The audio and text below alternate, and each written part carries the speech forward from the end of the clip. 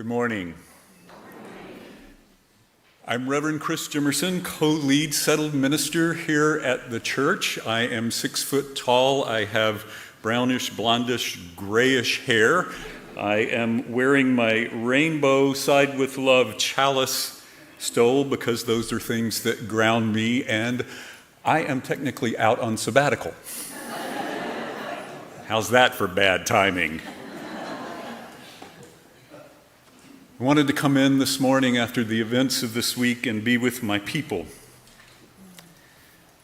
I know that so many of us have been feeling things like despair, disbelief, anger, anxiety, fear, disgust.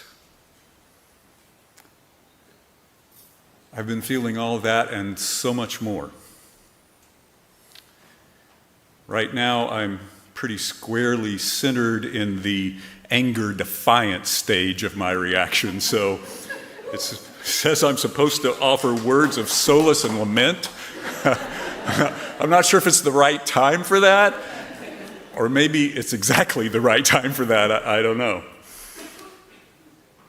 I can offer you a few things that have been helping me.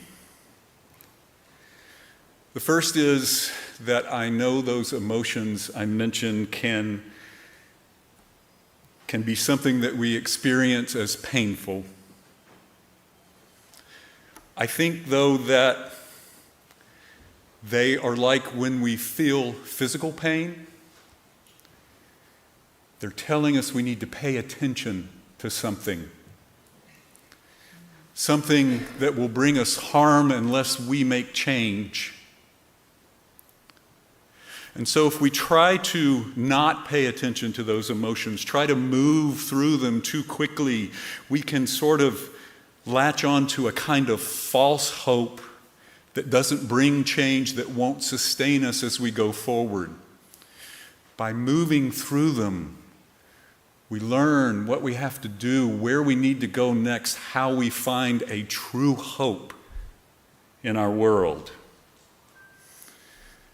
The other thing I just read from Dr. Brene Brown was that she said that while hope is the antidote to despair, hope is not actually an emotion.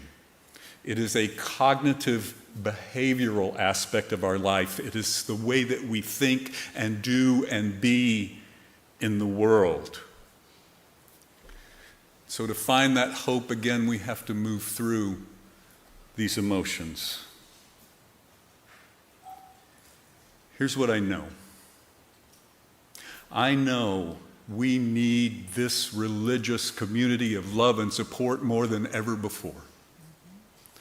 And I know that there are a lot of people who have joined us this morning and will continue to join us this morning because they want to be part of a theology of love, joy, and justice up against an ideology of hate and division. We have to be there to welcome you. And so I welcome you all this morning, whether you're here in person or online.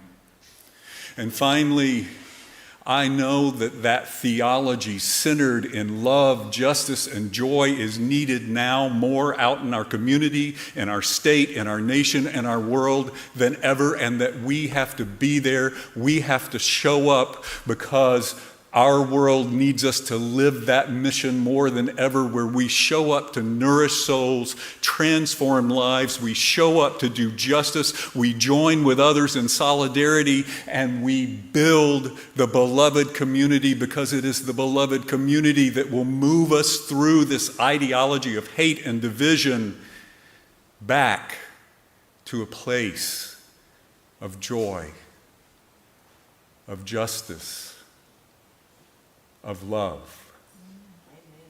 Yeah.